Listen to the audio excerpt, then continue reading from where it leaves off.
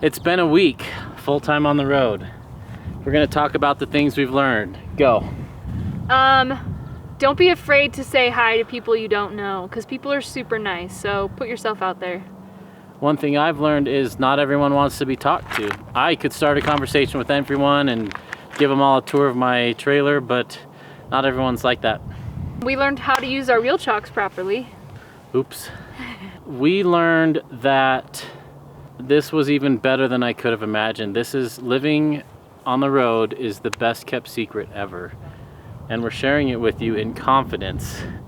But we're still in the honeymoon phase, but this is awesome. I learned we probably could have gone with a smaller trailer, like a 25-footer even, but I have no regrets about our trailer. Yeah. I've learned that you need to go shopping a lot more, and 99% of my shopping before this was on Amazon, and that's not really possible the way we've been living, and I have to learn how to find things at the right stores now, and what stores carry what, and if they don't have what I want, being okay with what they do have. I learned that we have to shop and cook a little bit differently. We may not be able to have as much variety in our kitchen at one time. We kind of got to eat our way all the way through something, but that's okay. I've learned that the other people who are RVing, for the most part, are some of the most amazing people I've ever met. We have met the most incredible people that, although we've only met for half an hour to a few hours, we could definitely see ourselves as lifelong friends. I learned that I miss friends more than I thought. Like, we floated the river the other day, super fun, but all I could think is I wish we had a group of 7 people to do this with. And it's hard finding young people to connect with on the road, which is one reason we were so excited to connect with Less Junk, More Journey. I learned that I like staying in campgrounds, and I learned that campgrounds can be very dog friendly. The campground we're in right now is super dog friendly. I've learned that it's not a huge pain to travel with our dog. He will sleep in the Airstream most of the day, so when we go to church, we can leave him in there and he's happy as a clam. I learned that even though it's kind of a pain not being able to have laundry in your trailer, when you do it, you can do it super quick, because if you can get a couple of washers at once, boom, it's done in an hour. I learned that the trailer gets dirty really quick, but it's really quick to sweep it up, and we have to sweep every day, especially with dirt outside our trailer. I've learned that there's more beauty in this world than you could possibly imagine, and you just have to get outside and look for it. Take this view, for instance. This is gorgeous. Our campground is just a few miles down there, and before this week, I didn't even know this place existed. I've learned that working from home is super intense.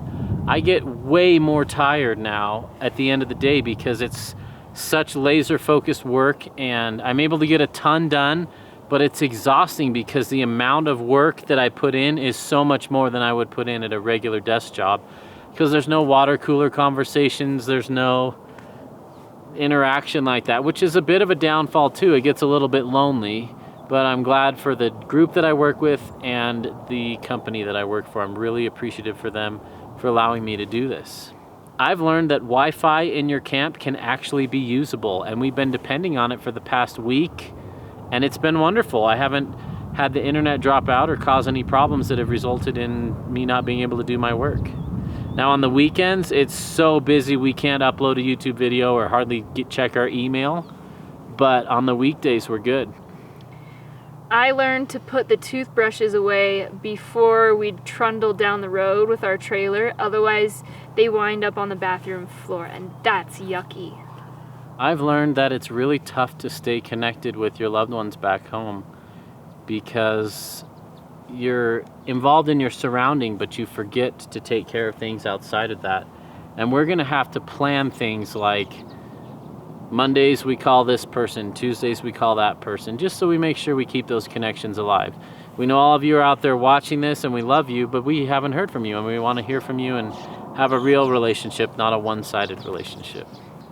I've learned that people are generally good, and this is a wonderful country that we live in. I feel so blessed to be here, and I'm so fortunate to be born at this time in life where I can have a job that I can do from the road. I couldn't do that 20 years ago, And maybe 20 years from now it won't be possible, but who knows? I'm so grateful for our circumstances that we were able to manage all the decisions and the things that needed to happen at this point, and that we were able to realize it. It is a dream come true, and every day I wake up and look outside and think, is this really happening? Because I feel so peaceful right now.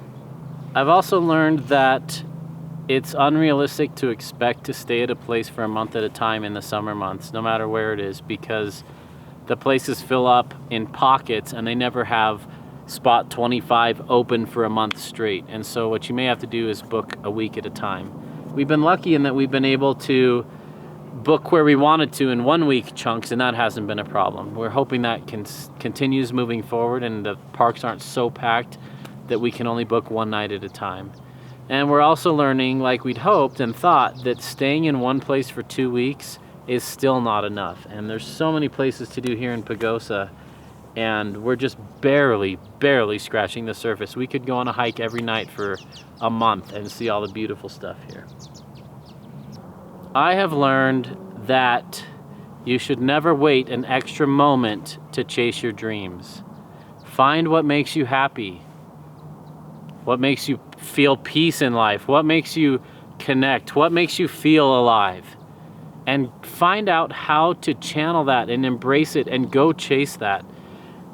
Too long I was living my life doing the things you're supposed to do and just kind of doing what everybody else does. Now living with intent and doing what I love has enriched my life more than I can even describe. And I'm not saying everyone needs to do full-time RVing living on the road. They don't. That's not everyone's dream, and not everyone will be happy with that. But if you don't have a dream or a passion or a purpose, find one. Do some meditation. Think about the favorite 5 moments of your life and analyze what those situations were, and do what you need to do in your life to put that as a top priority and make it happen more. I waited too long to do that, and I'm glad I was able to catch it and chase my dream while I'm still young. One of the things that I've learned too, just in this whole process of making this happen, is recognizing the parts of your life that are within your control, like the things that you can change, and which things are not. Because all of us have things in our life that happen to us, or people in our life who need us and who we want to be there for. But to recognize what things you can change, what are the things in your life you don't like the way they are, and take some control back. Thanks for following along on our journey. It's sure great to have you. We hope that you can get out and enjoy nature as well in the great outdoors and find what makes you happy and pursue that dream.